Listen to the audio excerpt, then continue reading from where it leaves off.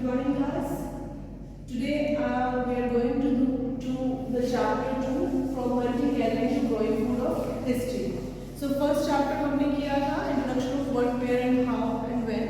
आप समझिए कि ये चैप्टर उसी को ही आगे कंटिन्यू कर रहा है क्योंकि उस पर्टिकुलर चैप्टर में भी studied what was the geographical feature, how the people live in ancient time, what they will do for the living. तो वो सारी चीजें हमने इसमें पढ़ी कि the main skill gatherers were there.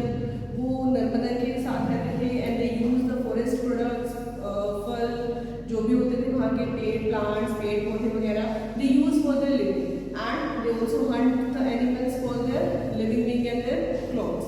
सो उसी को हम आगे कंटिन्यू कर रहे हैं कि उस पर्टिकुलर फेज से हम लोग किस तरीके से आगे बढ़े और हमारा क्या एक लाइफस्टाइल चेंज हुआ. सो हमारा जैसे टॉपिक में आप देख रहे हैं फ्रॉम हंटिंग से we are moving for the growing food क्योंकि at that particular chapter we studied that कि all the people who are living over that time they were dependent on the produced food यानी कि जो available था जो उनके पास मौजूद था they were dependent on that only. उनको ये चीज़ नहीं पता थी they can grow or produce any food of them. तो इसीलिए आज हम उस चैप्टर में पढ़े कि उसमें आगे ऐसे कैसे चेंजेस आए कि उन्होंने जो है प्रोड्यूस करा यानी कि हार्वेस्टिंग फार्मिंग या हम एग्रीकल्चर एक्टिविटीज जो है उन्होंने स्टार्ट की. So in this particular chapter we have first point features of Neolithic period. Neolithic period is the new stone age. New stone age क्या है? ये एक ऐसा ट्रांसफॉर्मेशन है जहाँ पर लोगों ने ये जो वहाँ पे उस टाइम लोग रहते जो लोग डिपेंडेंट थे ओवर द थिंग्स जो उस टाइम अवेलेबल थी उससे उन्होंने खुद से प्रोड्यूस करना शुरू किया था अपने लिए फूड.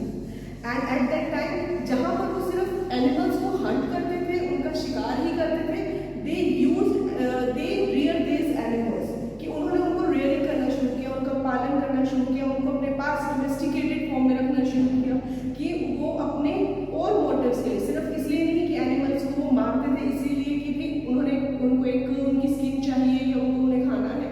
उसके बाद later on they protect those animal for their another uses. जैसे अगर मान लीजिए हम बात करें गॉड की बात करें काऊ की बात करें they protect them for their milk product as well.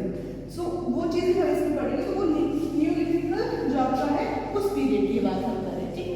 अब उस सेकेंड पॉइंट है the beginning of farming and herding. Second point में हम देख रहे हैं जैसे फर्स्ट में मैंने आपको एक जनरल सा फीचर उसका बताया. सेकेंड फॉर्म में हम क्या देखते हैं कि बिगनिंग ऑफ फार्मिंग क्या हुई कि अप्रॉक्सीमेट 12,000 ईयर अगो वहाँ का क्लाइमेट ही कुछ इस तरीके का था कि वहाँ पर जो है ऑटोमेटिकली ग्रासलैंड होने लगी यानी कि ऑटोमेटिकली पेड़ पौधे अपने आप उगने लगे घास अपने आप उगने लगी. तो वहाँ पर जो सबसे पहली जो फसल थी जो सबसे पहली क्रॉप जो प्रोड्यूस हुई that was the wheat barley rice. ये क्रॉप्स थी जो सबसे पहले वहाँ पे प्रोडक्शन दिया. सो उस टाइम जब हमारे ये वाला एक तरीके से एडिबल क्रॉप्स थी क्योंकि ये चीज़ सबके लिए नहीं थी उस टाइम जो लोग थे उनके लिए नहीं थी क्योंकि उन लोगों ने कभी उस चीज़ पे प्रोडक्शन के बारे में सोचा ही नहीं because they don't know about that ना.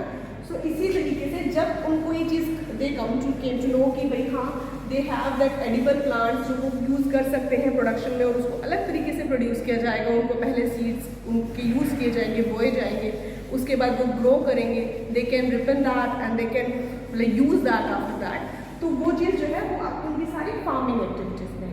हर्डिंग्स डेफिनेटली अगेन मैंने जैसे हमने अभी भी डिस्कस किया कि they use this animals for their domesticated purposes कि जैसे डोंकी हो गया हॉर्स हो गया जो आप उनके नॉर्मल जो हम एनिमल्स होते हैं जिनको हम पेट रख सकते हैं जो हमारे और यूज़ आते हैं. जैसे अगर हम शीप की बात करें तो इन विंटर्स हमें वूल की ज़रूरत होती है we get wool from sheep.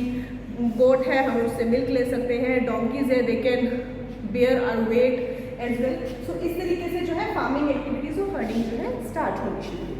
फिर हमारा सेकेंड पॉइंट आता है beginning of settled life at early villages. जैसे हमने उसमें कहा था कि जो लोग थे वो कभी भी एक जगह पे नहीं रहते थे क्योंकि वो डिपेंडेंसी थी अवेलेबिलिटी ऑफ रिसोर्सेज की. तो जहाँ पे उनको रिसोर्सेज मिलता था वो उसी जगह पर चले जाते थे. But now they are doing farming activities यानी कि वो प्रोडक्शन करने लगे. अब अगर प्रोडक्शन कर रहे हैं क्रॉप्स की तो वो एक दिन दो दिन एक दो महीने में तो होगी नहीं that will take some time. तो इसीलिए उन्हें क्या करना पड़ा कि जब उन्हें क्रॉप को अगर बोना है हमें हार्वेस्टिंग करनी है एग्रीकल्चर करनी है तो वो एक लंबा टाइम चाहिए होता है. प्लस जब आप उस हार्वेस्टिंग जो एग्रीकल्चर है जब आप क्रॉप्स को काटते हो तो उसको रखने के लिए भी आपको एक स्टोर हाउस या वेयर हाउस की जरूरत होती है. सेम एज इट इज उनको भी थी. तो इसीलिए उन्होंने क्या किया कि अब उन्होंने जो हम जैसे एक जगह से दूसरी जगह जा रहे हैं, वो चीज़ छोड़ के दे सेटल्ड ओवर देयर, और उन्होंने अपनी एक सेटल्ड लाइफ शुरू की। They make their houses, they make their on areas जहाँ पे वो रह सके, जहाँ पे वो अपनी क्रॉप्स को रख सके, जहाँ पे वो अपने एनिमल्स को रख सके। सो वो अब एनिमल्स को सिर्फ रखते ही नहीं थे, they wants to protect them from the wild animals. जंगली जानवर होते हैं जिनसे उन एनिमल्स को खतरा है, जैसे शीप है, गोट है, अगर उनको खतरा है तो वो उनको भी प्रोटेक्ट करते थे, डोमेस्टिकेट करते थे। और उनकी एक विलेजेस की जो लाइफ थी, जो गाँव की जो जिंदगी है, बिकॉज अगर हम एक बहुत सारे लोग एक जगह पे कहीं रहेंगे तो एक पर्टिकुलर एक कम्युनिटी सी बन जाती है, तो वहाँ पे उस विलेजेस वाला जो कंसेप्ट है that will also introduce over there. So in this particular period कि जो लोग थे उन्होंने फार्मिंग एक्टिविटी स्टार्ट की, they start producing crops, producing की, तो उन्हें ये चीज़ समझ आई कि मेरे अगर नई क्रॉप बनानी है तो इसलिए उनको और टाइम चाहिए, और टाइम लेने के लिए उन्हें वहाँ पे सेटल होना पड़ेगा, क्योंकि जो क्रॉप्स आएंगे वो उनको स्टोर करेंगे खाने के लिए भी और दोबारा उनको यूज़ करने के लिए फॉर अनदर प्रोडक्शन के लिए। ठीक है, The last one here we have finding out about the first farmers and herders. अब आपका जो पेज नंबर 26 है in your book, that is this, finding out about the first farmers. इसमें हम देख रहे हैं we have 8 जो सिटीज़ हैं जहाँ पर सबसे पहले आर्कियोलॉजिस्ट को ये मिला था कि वहाँ पर एविडेंसेस मिले थे कि यहाँ पर सबसे पहले जो है एग्रीकल्चर या फार्मिंग एक्टिविटीज़ हुई थी। तो आप इसको अपने बुक में देखेंगे, इसको थोड़ा सा रीड करेंगे। सो आज के लिए हम इतना ही रिवाइज करें, बाकी लेटर ऑन चैप्टर में discuss in another video. Thanks. अब आपको ये रीड करना है और अगर कोई डाउट हो तो आप मुझसे पूछ सकते हैं। Thank you so much.